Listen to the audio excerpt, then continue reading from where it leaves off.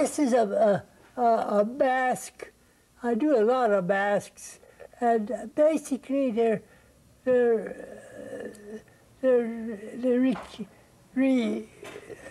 is African. The idea is sort of an African mask.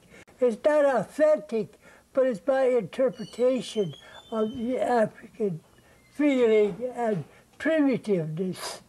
That's what I try to inject in my work.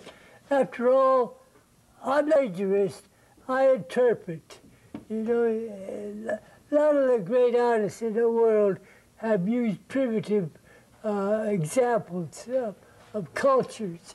It has influenced Picasso.